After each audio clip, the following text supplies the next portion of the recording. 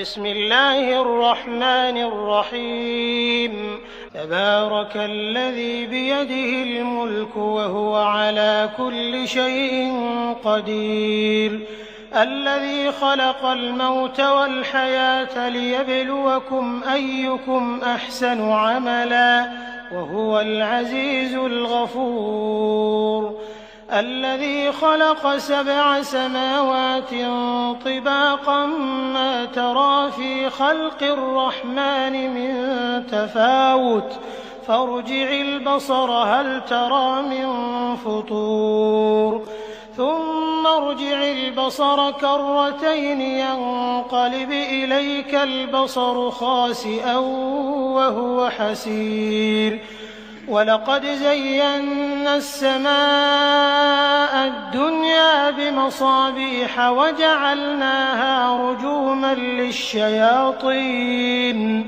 وأعتدنا لهم عذاب السعير وللذين كفروا بربهم عذاب جهنم وبئس المصير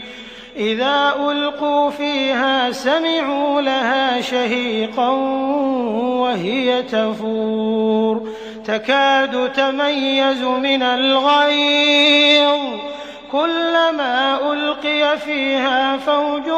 سألهم خزنتها ألم يأتكم نذير قالوا بلى قد جاءنا نذير فكذبنا وقلنا ما نزل الله من شيء إن أنتم إلا في ضلال كبير وقالوا لو كنا نسمع أو نعقل ما كنا في أصحاب السعير فاعترفوا بذنبهم فسحقا لأصحاب السعير إن الذين يخشون ربهم بالغيب لهم مغفرة وأجر كبير وأسروا قولكم أو اجهروا به إنه عليم بذات الصدور ألا يعلم من خلق وهو اللطيف الخبير هو الذي جعل لكم الأرض ذلولا فامشوا في مناكبها وكلوا من رزقه وإليه النشور أأمنتم من في السماء أن يخسف بكم الأرض فإذا هي تمور أم أمنتم من في السماء أن يرسل عليكم حاصبا فستعلمون كيف نذير ولقد كذب الذين من قبلهم فكيف كان نكير أولم يروا إلى الطير فوقهم صافات ويقبضن ما يمسكهن إلا الرحمن إنه بكل شيء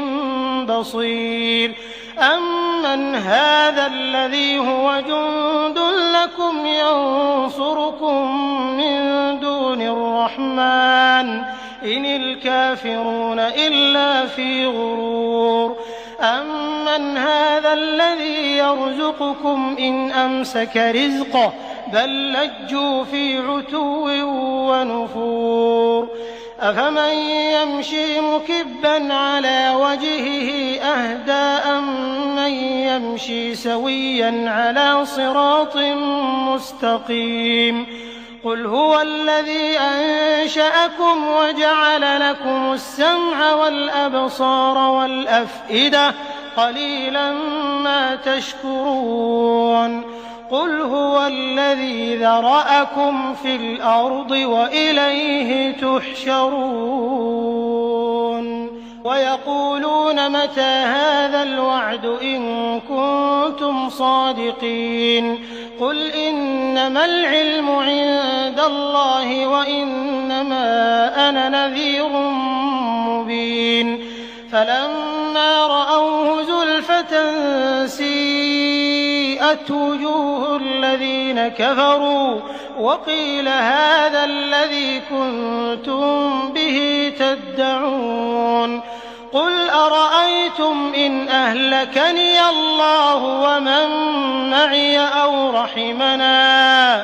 أو رحمنا فمن يجير الكافرين من عذاب أليم